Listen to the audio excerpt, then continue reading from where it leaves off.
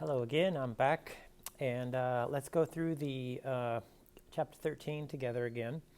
So this is lecture on the alcohols and phenols part 2.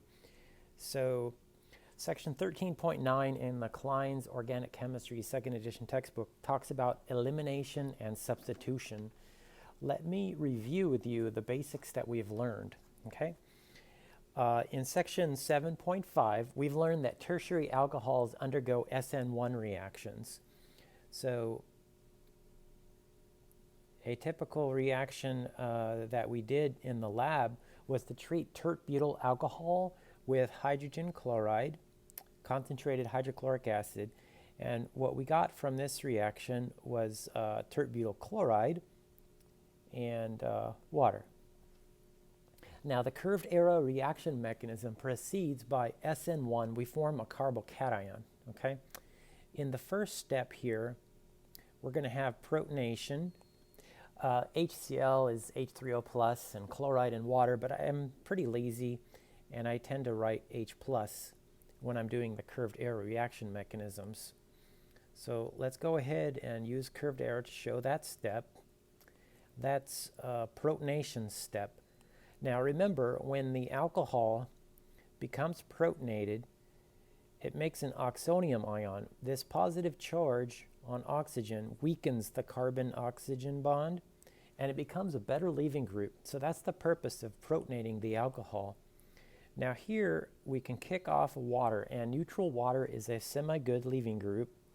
I'm going to write minus H2O under the arrow just to show that we're losing it, so I don't have to redraw it on the right-hand side. And this step is what I call elimination, or E, all right? And this gives you that famous carbocation intermediate. And remember that tertiary carbocations are one of the most stable carbocations. So that's what we're going to draw there. Now we have chloride floating around from HCl, and that's going to attack the carbocation and give you the tert-butyl chloride. So we have protonation, then elimination, and then attack, or PEA for the curved arrow reaction mechanism. This guy occurs by an SN1 reaction mechanism. All right, so that's a good reaction to remember. Now, we've also learned that primary alcohols react by SN2, or primary alkyl halides will react by SN2. So let me show you what happens. So again, this is a tertiary alcohol that's reacting. Okay, so we're going to look at the, contrast the tertiary with the primary, and then we'll talk about the secondary. All right. So item number 1 here we want to talk about are the SN2 reaction of primary alcohols. Now, we've talked about how it's forbidden for us to draw a primary carbocation. They're just too high in energy. So if we have something like this, and we treat this with HBr,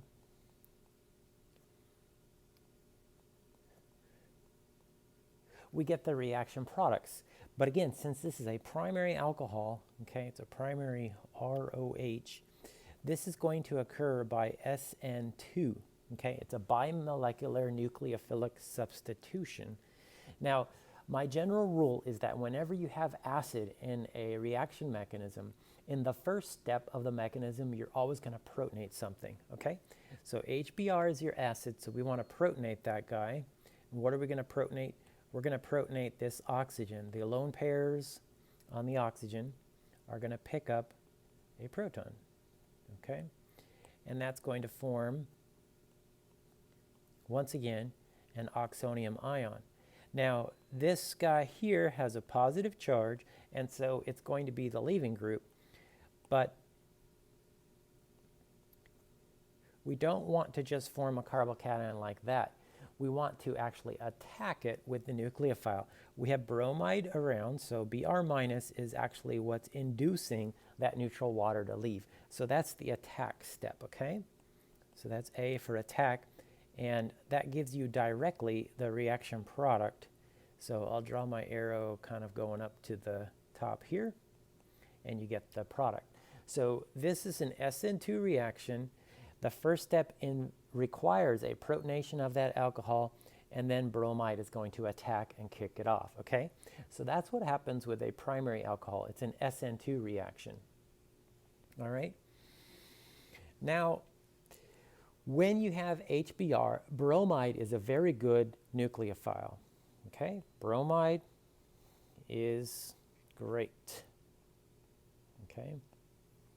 Now, with HCl, you need to induce things a little bit more. So let's talk about primary alcohols. It's going to be an SN2 reaction, but we're going to have to use zinc chloride. Okay, so the reaction looks like this. We have a primary alcohol, okay, and if we treat this with HCl, there's gonna be no reaction. It's just too slow for it to occur. Okay.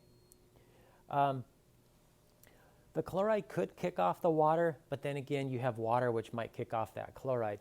So anyways, it's just too slow of a reaction. So what you need to do is you need to add zinc chloride to this, okay?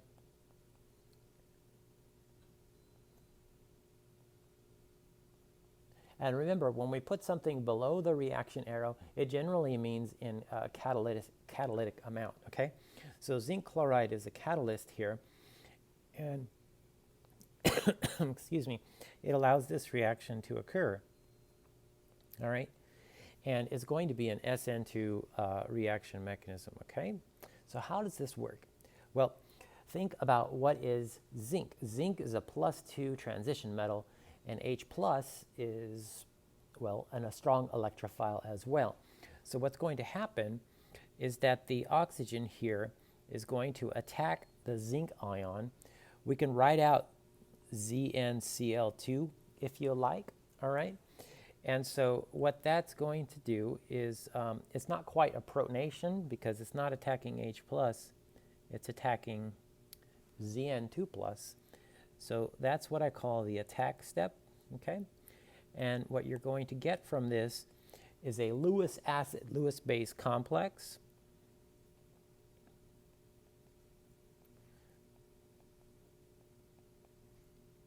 Okay. There are a little bit of funny formal charges here to look at. So zinc has a formal charge of -1 and the oxygen has plus. So let me just highlight for you what's going on here. This whole gigantic thing is going to be the good leaving group, okay? LG means leaving group. I use that abbreviation all the time. Now what we can have happen is chloride is floating around both from the hydrogen chloride or the HCl and probably a little bit from the zinc chloride as well. So we have chloride here, and that's going to be the nucleophile. That's going to attack this primary carbon and kick off this gigantic leaving group thing, okay? And that's going to give you the reaction products here. That's A for attack, right? And you're going to kick off the OH and the zinc chloride and so on and so forth. And I won't show what happens to that metal there, okay? We'll be sloppy with that. So first, you have to activate the alcohol by attack, okay, in this first step. And then chloride can kick off that even better leaving group, okay? So when you're doing this reaction with hydrogen chloride and primary alcohols, you need to use zinc chloride, okay? And, okay, that's all I want to say about that there, okay? Now, if you have secondary alcohols, it's a little bit of a gray area. The reason why is because secondary carbocations are decent. We talked about how secondary alkyl halides, for example, can do SM1 or SN2 reactions depending on the solvent conditions or the strength of the nucleophile, okay? So let's look at some examples of this, okay? If we have a secondary alcohol,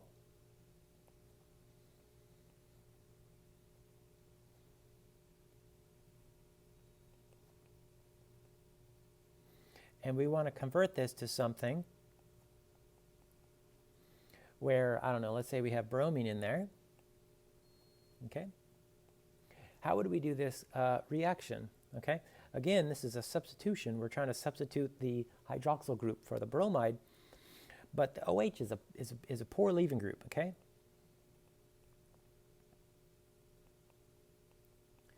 Furthermore, we want this reaction to be SN2 in this diagram and what I'm showing here, because the wedge is the starting material and the dash is the product. Okay, so the stereogenic center is becoming inverted. So this is going to be an SN2 reaction. The way we do this is what we saw in section 7.8. It's a two-step procedure. We take our secondary alcohol. We treat this with toluene sulfonyl chloride in pyridine to make the tosylate. And a tosylate is a tremendously good leaving group, similar to iodide or something like that. Okay, this is a great leaving group. Okay, then we can treat this with, I don't know, potassium bromide or something to give us the product. Okay, so you'll notice here that in this step here, we're not breaking a carbon-oxygen bond, so the stereogenic center remains R in this case. Okay.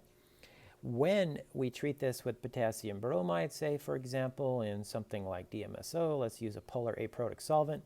Now here we're breaking the carbon-oxygen bond, so this is where you're going to get inversion. Okay? That is the SN2 step, all right, on carbon. All right? So that's a little bit of review. All right? Now, let's continue on here. And let's talk about something called thionyl chloride.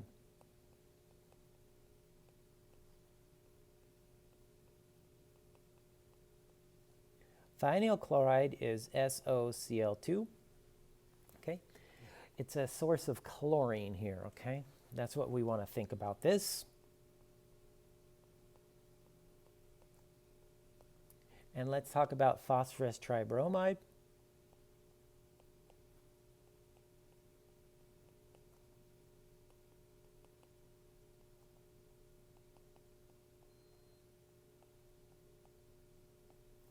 And this is a source of bromide. Okay. Now, when primary and secondary alcohols react with thionyl chloride or phosphorus tribromide, they do so through an SN2 reaction. Okay. So primary and secondary are both going to be SN2 reactions. So it doesn't matter what alcohol you have here. Let me just draw some cool stuff.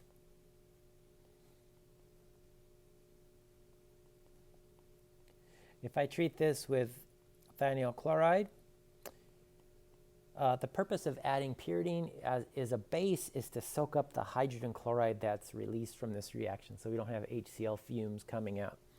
And what you get here is the alkyl halide. So we saw there's one other way to do this, right? We could use HCl and zinc chloride.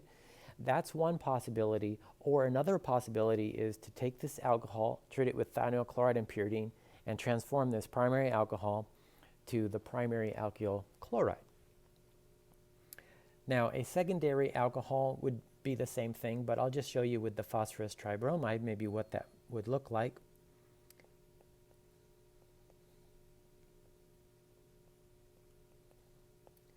All right, so let's say I have this alcohol here that's chiral.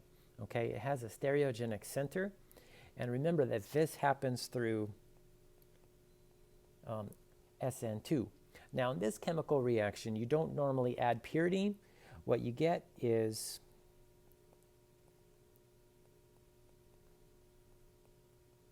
the secondary alkyl halide. In this case, notice how this stereogenic center is inverted, okay? The wedge is where the leaving group is, but the bromide comes in from the bottom or the back face of this molecule from the opposite side of the leaving group. So that's why the bromide becomes attached to this organic molecule on the bottom face of the molecule, okay? So there's a lot of reagents to be thinking about, and SN1 and SN2 are great to remember that.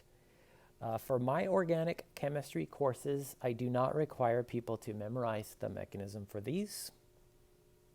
Okay. These two mechanisms are in the Klein Organic Chemistry textbook if you want to go read those on your own. Okay. All right.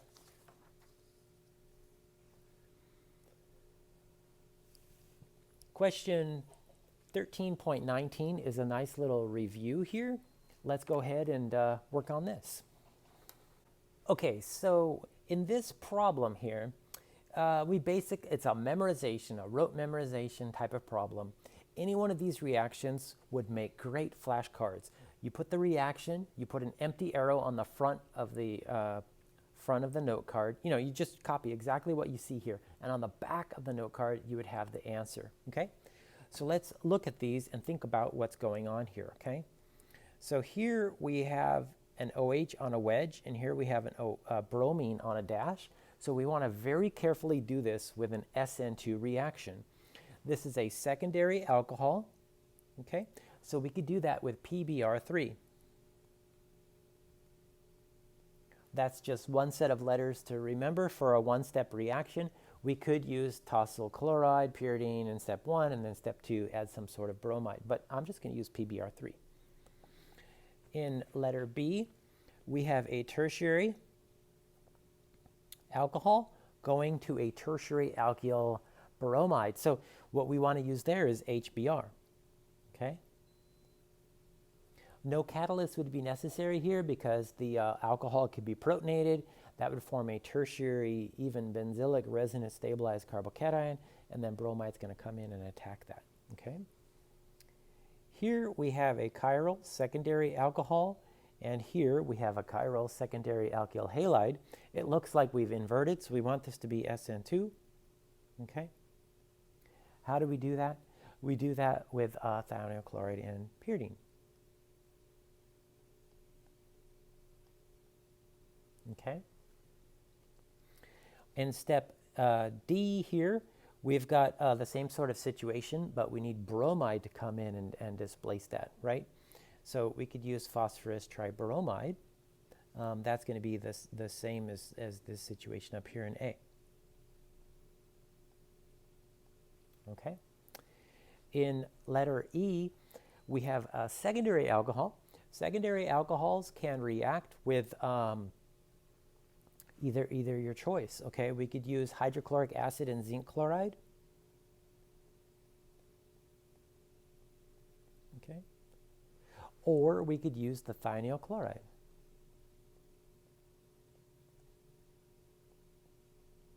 Okay. Don't forget the pyridine when you use the thionyl chloride. That's SOCl2. Here we're going from an OH to a Br. We could add HBr. Okay, HBr. Remember, bromide is a sufficiently strong nucleophile. After that oxygen's protonated, that it just kicks it off. So bromide's a good nucleophile. It can do SN1 or it can do SN2. Up here in letter B, it's doing SN1. Down here in F, it's doing SN2. Chlorine is the one you got to watch out for. Primary alcohols require the zinc chloride in order for them to go. Okay? So think about using note cards for those sorts of things, okay?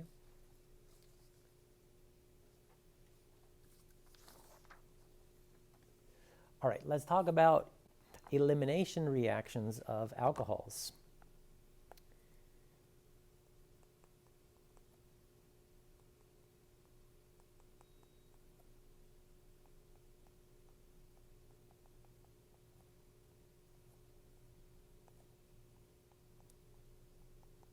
Now, we talked about this in Chapter 8, so it might be good to flip back and look at a few different things. But remember that alcohols can form alkenes. So in the lab, we took cyclohexanol and we took an acid. We actually used phosphoric acid in the lab, but you could use sulfuric acid or toluene sulfonic, many different kinds of acids. But you add heat, okay? So H plus in that little triangle means heat. And what you form here is an alkene, okay? And we use Zaitsev's rule to predict what the product is going to be. It's going to be the more substituted alkene. The curved arrow reaction mechanism looks like this. We start with the alcohol. Okay. Once again, when you have H+, you use that in the first step of your curved arrow reaction mechanism. So protonate first. We form an oxonium ion intermediate. Remember, neutral water is a good leaving group. So we want to kick that guy off. This is going to form a carbocation here. And the carbocation